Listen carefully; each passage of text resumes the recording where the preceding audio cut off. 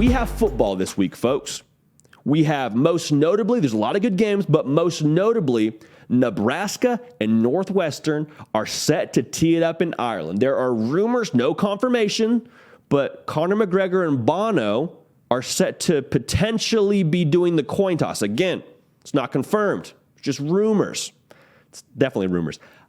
Nebraska comes into this game as a 13.5-point favorite. Last year, they beat Northwestern 56-7. It's a Big Ten West matchup. This means a lot to Nebraska in 2022, but even more so. If you look at the story arc of how Nebraska could potentially play in 2022, this game means a lot. And if you've watched this channel, you know that I feel very strongly that Nebraska has a chance to do some good things this season and be able to potentially save Scott Frost's job. If they make a bowl game, the conversation is going to be a little bit easier. This is the first step in getting there. Because after this game, you have Georgia Southern, you have North Dakota. This is your first real chance to find out what you have under the hood. Because you do it against Northwestern, it's validated. You do it against Georgia Southern, you do it against North Dakota. It doesn't quite mean as much to you from a confidence standpoint. No knock on those programs. Northwestern just going to be a different caliber of football. So some things to watch for Nebraska. 15 transfers. This is one of the first times in the modern college football era we're going to be able to see a team with a virtual overhaul of their roster and have guys playing at key positions on their football team that were playing another school the year before. Casey Thompson is obviously going to be a guy that sets the tone for them at quarterback.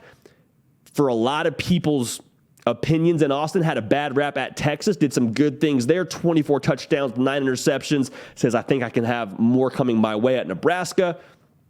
And with him being obviously at a new location, but having to learn a whole new offense, how does he look? How quickly does he hit the ground running? Are they able to utilize his skill set?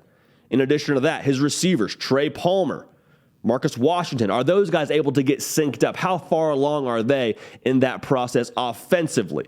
Really excited to watch that. That's going to be a key variable for them going forward in this game. In addition to that, the offensive line for Nebraska. They like some of the pieces they have, but they're still mixing and matching and shuffling. Do they have that set up for success? Because if you win the trenches, as we're going to talk about here in a minute, you got a really good chance to win the football game. Lastly, special teams. Nebraska now has a special teams coordinator, which they haven't had ever under Scott Frost. Bill Bush is the guy for them calling the shots on special teams. Also have a new punter in Brian Buschini. He is the transfer punter from Montana, top FCS punter from a year ago. He's a guy they're going to depend on for some consistency because if you remember a season ago for Nebraska, there were quite a few games that were decided by special teams.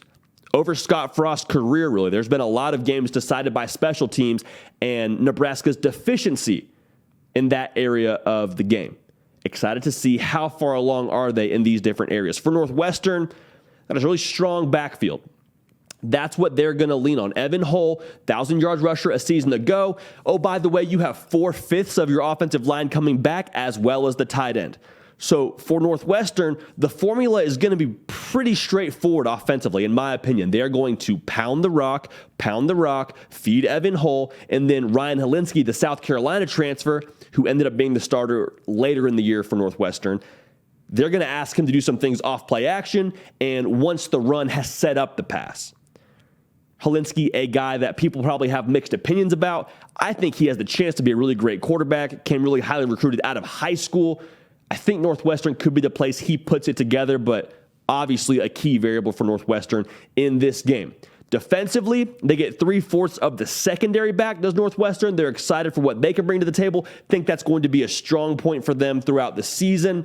Historically, Northwestern under Pat Fitzgerald has been a pretty strong defensive unit. Like they took a bit of a step back last year, but usually you know what you're going to get from them. Can they get back to playing that tough brand of football, that hard-nosed Big Ten, we're going to just punch you in the mouth, play after play kind of brand of defense? That's what they want to do. Can they get back to that? Remains to be seen, but that's the approach for them up front.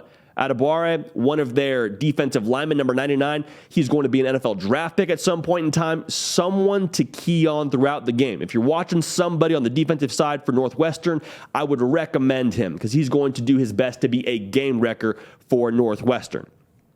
So some keys to the game itself. Like, what are the deciding factors when it comes to this game? I think there's a couple of things you got to look at. First and foremost, is Casey Thompson as advertised? We talked about that a little bit, but with how I anticipate this game going, Casey Thompson has to be able to make some timely throws, has to be able to challenge vertically. Because we talked about it, Nebraska's offense is going to try and pass first to set up the run. We'll get to that more in a second, but Casey Thompson has to be a tone setter for them. Can he keep from making that big mistake? Can he keep from putting the ball in harm's way? And can he be on time with his receivers early and often? In addition to that, who wins the trenches? This is sort of a cop-out a little bit because you could really look at any game throughout the college football landscape and say if you win the trenches, you're probably going to win the game. I think that is crucial. In Nebraska, with all they're trying to figure out on the offensive line, that's going to be a really key deciding point for them, a deciding factor, if you will. Now, here's someone that I want to talk about that I think will ultimately be a game breaker for Nebraska. Anthony Grant, the number one running back at the junior college level, was at Florida State, goes the JUCO route, ends up at Nebraska. He is a guy that is going to be RB1 to my understanding. Ramir Johnson will be the wide back. You'll see him in the backfield. You'll see him in the slot. He's going to touch the ball a lot. But Anthony Grant is going to carry the mail for Nebraska. So what does this come down to for us? Here at the hard count, I have a hard time buying into Northwestern's offense. Last season, they averaged right around 16 points a game. That is very bad. That's good for one of the worst in the country. And so if Nebraska can get some scores early, ideally in the explosive manner from Casey Thompson and company, if they can get some scores early, then I think you allow Anthony Grant to continue to go to work. You get him revved up because running backs are kind of like basketball players, or good shooters rather. After a couple shots go in, basket looks wider. After a couple big runs, the holes look wider, you feel faster, the tackles feel softer, and you start to gain some momentum. That's how I think this game is going to go with Anthony Grant. Because if Northwestern gets down early, starts to press, they have to play comeback mode, it's already over. So, for us, the first game that we're picking here on the hard count in the 2022 season, we are picking Nebraska to win. We are also picking Nebraska to cover. Roll party. So that's what you have for us. Nebraska covers 13.5 and beats Northwestern to get the college football season started. Hey y'all, thanks so much for watching. Subscribe to the channel here to make sure you don't miss an episode of the Hard Count. Also be sure to check out other videos on the On3 YouTube channel.